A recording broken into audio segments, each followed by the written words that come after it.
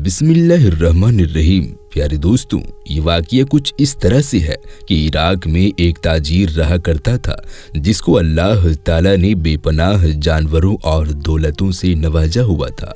वो जानवरों को बेचने का कारोबार करता था, उनको पालता पोसता, उनकी देखभाल करता, अच्छी ग़िज़ा खिलाता और हलाल तरीके से बेच देता। इस वजह से उसे एक जगह से दूसरी जगह जाना पड़ता था। एक बार ऐसा हुआ कि उसने अपनी बकरियों को दूसरे शहर जाकर बेचने का फैसला किया।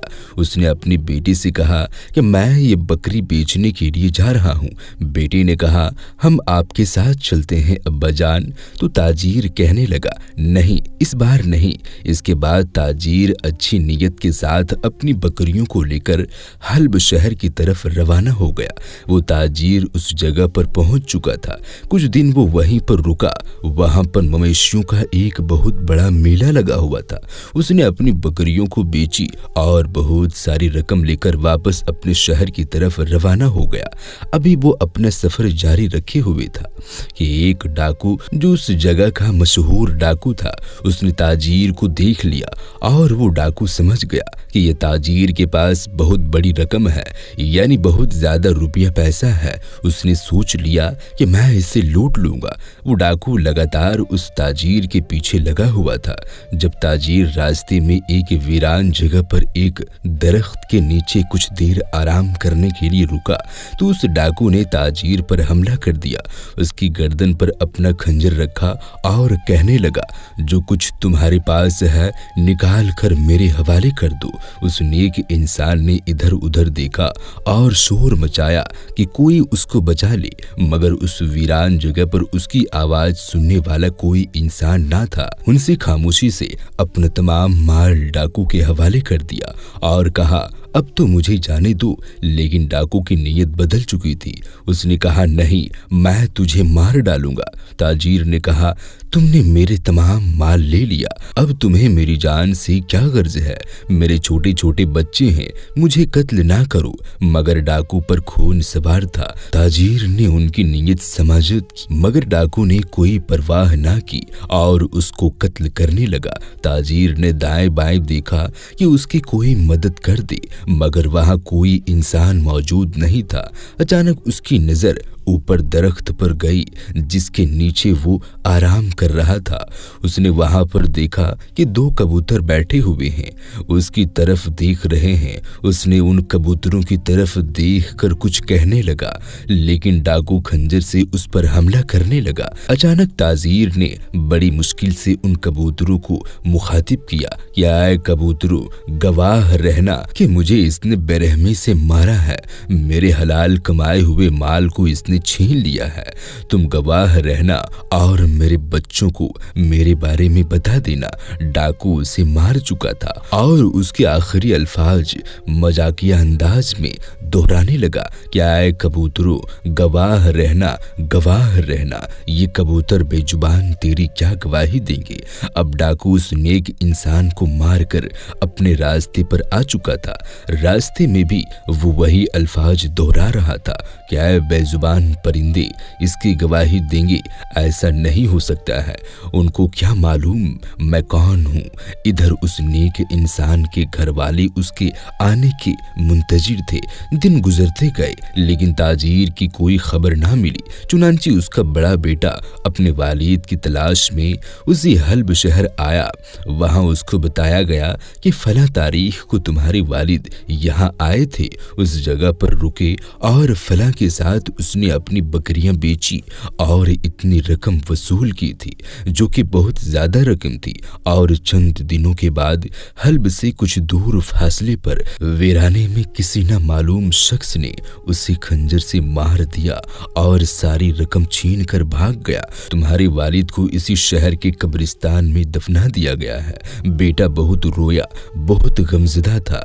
अपने बाप से मोहब्बत करने वाला वो बेटा शहर के हकीम के पास गया और कहा कि ये कैसे हो गया। मेरे बाप तो यहाँ पर कारोबार के सिलसिले में आया था, बकरियों को बेचता था और उसके पास जो रकम थी वो रकम भी ना मिल सकी। रकम का गम नहीं, लेकिन बाप के जाने का गम है। ऐसे कैसे आपके शहर में कोई अजनबी आता है और किसी को मार कर चला जाता है? क्या आपके पास कोई पकड़ने वाला नहीं है? शहर के हकीम ने उसकी बात ना सुनी। वो रो रो कर वहां के काजी के पास पहुंचा। काजी ने भी उसकी कोई मदद ना की। इसके बाद वो अपने वालिद के उन दोस्तों के पास गया जिनके हाथों में उसने अपनी बकरियों को बेचा था। उसके दोस्त कहने लगे कि ये बात तो सच है कि उसने रकम जमा की और रकम लेकर अकेले निकल पड़ा, लेकिन बताओ कौन गवाही देगा, क्योंकि वो तो तन्हा था, उसके साथ कोई भी नहीं था। शायद अगर वो किसी के साथ भी होता तो उसको भी मार दिया जाता। बड़ी बेदर्दी से उस कातिल ने उसको कत्ल किया है और वहां से जा चुका है। हम नहीं ढूंढ सकते, कातिल ने कोई निशान भी नहीं छोड़ा था। इसके बाद ताजीर का बेटा मायूस होकर वापस अपने शहर आ गया। घर आकर वो सोच रहा था कि किस तरह माँ को बताऊं, लेकिन माँ को बताना था तो उसने कहा, माँ, बाबा को इस तरह से किसी ने मार दिया है और वो कौन अजनबी था हम नहीं जानते। पैसा भी लेकर भाग चुका है और बाप को उसने खत्म भी कर दिया। मैं उसी कब्रिस्तान से होकर आ रहा हूँ जहाँ पर वो दफन है। माँ ने ये खबर सुनी तो वो बेहोश हो गई। माँ का होश तो आ गया था, लेकिन काफी वक्त गुजर जाने के बाद भी कातिल का पता ना चल सका। वो बेटा सोचता कि किसी तरह से मैं अपने बाप को इंसाफ दिलाऊंगा। एक बार ऐसा हुआ कि वो फज्र की नमाज पढ़ने मस्जिद गया। वहां पर एक मौलवी साहब थे। उन्होंने उसे परेशान और जारो कतार रोते हुए देखा तो उससे पूछा, बेटा क्या हुआ, क्या सबब है जो तुम यूं रोए जाते हो? उसने तमाम वाक्य सुना दिया कि मेरे नेक बाप को किसी ने मार डाला है और आज मैं यतीम हो गया हूँ। मुझे समझ नहीं आ रहा है वो कौन था जिसने चुपके से मेरे बाप को मार दिया।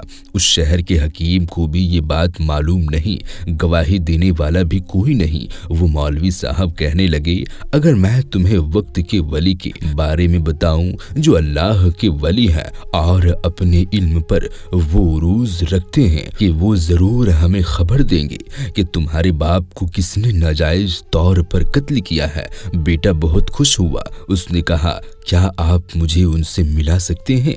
मौलवी साहब के साथ वो अल्लाह के वली के पास पहुंचे। अल्लाह के वली उस वक्त इबादत कर रहे थे।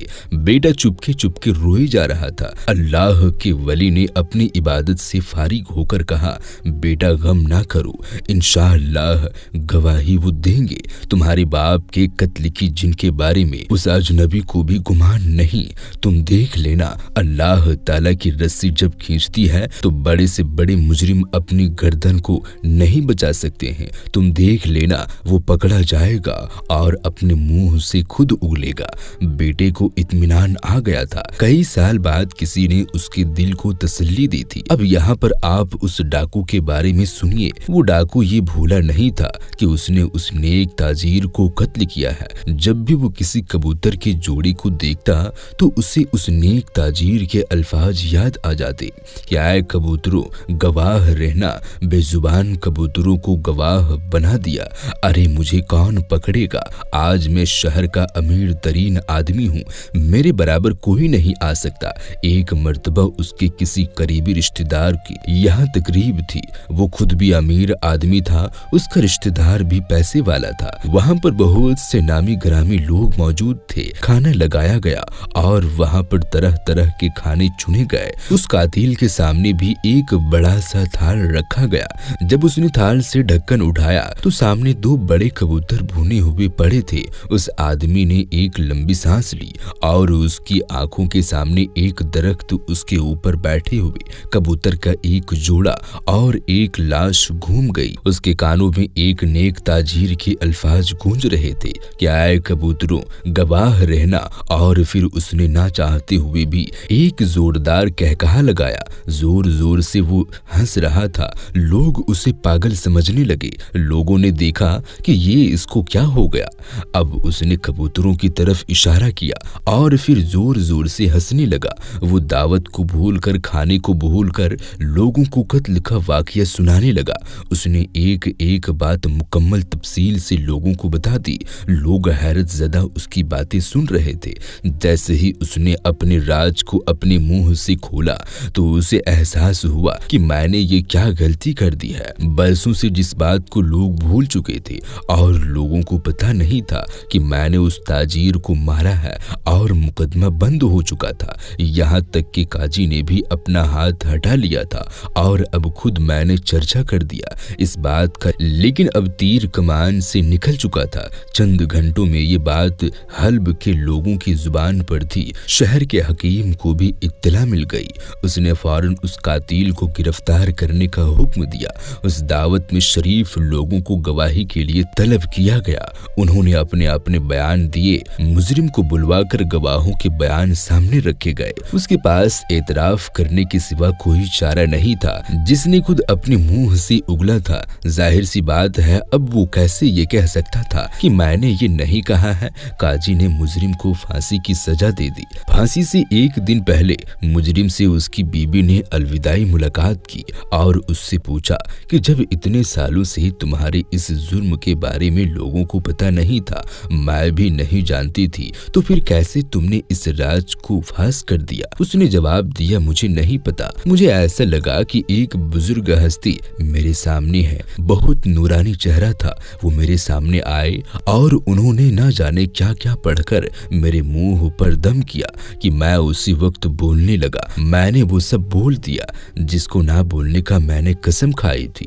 अगले दिन सुबह सवेरे उसकी फांसी की मंजर को देखने के लिए बेशुमार लोग जमा थे। उनमें उस नेक ताजीर का बेटा भी था। उसे मालूम हो गया था कातिल गिरफ्तार हो गया है, उसे पकड़ा जा चुका है। वक्त के वली ने जो कहा था वो बात सच साबित हो चुकी है। लेकिन अभी एक हैरत अंगेज मंजर बाकी था जो सबने अपनी आंखों से देखना था। जब उसकी गर्दन में रस्सी डाल दी गई तो उसने कहा, लोगों, मेरी जुबान से वो अल्फाज नहीं निकले थे बल्कि वो कबूतरों की जुबान से निकले थे। वो दो कबूतर जो उस दरख्त पर मौजूद थे, जो मुझे मारते हुए देख रहे थे, और वही दावत की रोज मेरे सामने थाल में पड़े हुए थे। लेकिन मुझे नहीं पता वही कह रहे थे, मेरे मुंह से वही अदायगी हो रही थी। लोग उसको समझ रहे थे कि इसका जहनी तवाजुन बिगड़ चुका है, यानी ये पागल हो चुका है। जब वो जल्लाद ने उसे फांसी पर लटका दिया, लोगों ने एक मुजरिम को उसकी सजा पाते हुए देख लिया और खून का सांस लिया। फिर अचानक ही लोग बेख्तियार नाराई तकबीर अल्लाहु अकबर की आवाज बुलंद करने लगे कि या अल्लाह, तू चाहे तो बेजुबान को भी जुबान दे दे। उसी वक्त लोगों ने दो कबूतरों को देखा जो कातिल के सिर पर बगैर किसी हरकत के बैठे थे। तमाम लोगों ने कहा, हमने गवाही दी। इन दो कबूतरों ने भी गवाही दे दी है। और फिर यही नहीं हुआ कि मुजरिम को अपनी सजा मिल गई, बल्कि बकरियों से हासिल होने वाली वो रकम जो उस ताजीर नेक इंसान की थी, वो रकम उसके बेटे को दिलवाई गई। सुभान अल्लाह, बेशक इंसान अगर नेक काम करता है तो अल्लाह ताला गवाही बेजुबानों से भी दिलवा देता है। हमें यकीन होना चाहिए इस बात का। दोस्तों, ये वीडियो आपको कैसी लगी हमें कमेंट बॉक्स में जरूर बताएं। इस वीडियो को अपने दोस्तों अहबाबों में ज्यादा से ज्यादा शेयर करें। हम मिलते हैं फिर किसी नई वीडियो के साथ। तब तक के लिए आप अपना और अपनों का बहुत ज्यादा ख्याल रखें। अल्लाह हाफिज।